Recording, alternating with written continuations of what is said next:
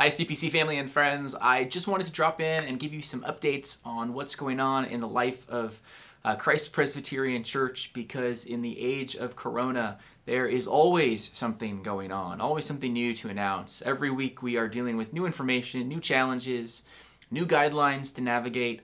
This is why from the beginning, once we were able to start meeting together again, the elders and I have tried hard to be flexible and prayerful, trusting that the Lord will lead us through these unprecedented times. It's been a struggle. It hasn't always been easy, but it's also been incredibly encouraging to see how God has continued to work in our midst. I'll never forget our first Sunday back together 4 weeks ago, or 5 weeks ago now, when everybody just started clapping at the beginning, just so happy to be worshiping together again as a church family. We're confident that the Lord will continue to be at work in our church, in our community. He's at work in our homes, in our families, proving His faithfulness, proving His goodness to us, to you, to me, over and over again. In terms of this week, we will be posting an online service to serve you and your families as we worship the Lord on Sunday. COVID-19 may stop us from assembling together this week, but it just can't stop us from seeking the Lord on the Sabbath day, the day that He has given to us as a day of rest and reorientation in Him as we worship Him. And so we'll send you the YouTube link on Sunday morning, as we did for so many weeks just a few weeks ago before we started meeting again.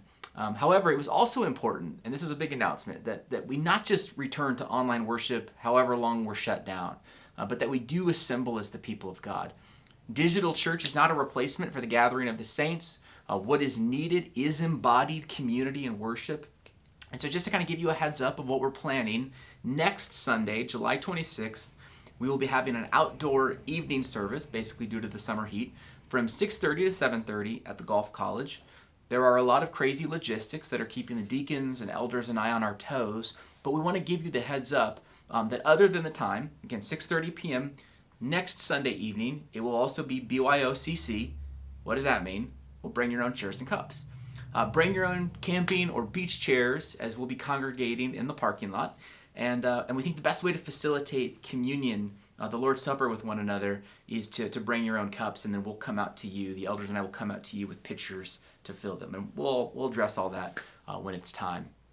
Also, and we're excited for this, for those who are high risk and immunocompromised, who maybe haven't been able to venture out to a service, we also have a few parking spaces for you to stay in your cars. So basically a drive-in service. We will have an FM transmitter that will allow you to listen into the service on your car radio, and at the same time, see your church family in the flesh, to partake of the Lord's Supper together, and we'll send out another reminder next weekend with all of the information, repeated information.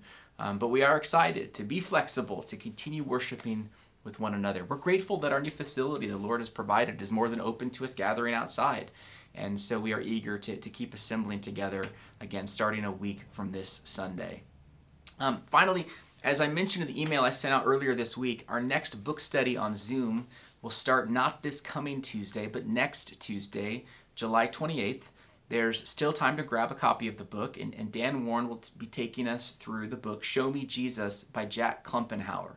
The subtitle is Teaching the Gospel to Kids, and yet this book isn't just a book for parents with kids, although we hope that would get a healthy crowd with our demographic as a church, but it's also about understanding how to read Scripture in a Christ-centered, gospel-focused way. That's really the bread and butter of what we do here at CPC. Dan's going around saying it was one of the most personally meaningful books he read in seminary, and so he's really excited to work through it with us. We hope that couples will hop on, men, women, youth. It reaches a far-ranging audience. This is a great opportunity for us to get together using the technology that we have. I will miss seeing you all this Sunday, but join us online, and even though we can't be together, this is the time that God has given to each of us to pursue our joy and delight in Him, and to wake up Sunday eager to worship the Lord and serve one another.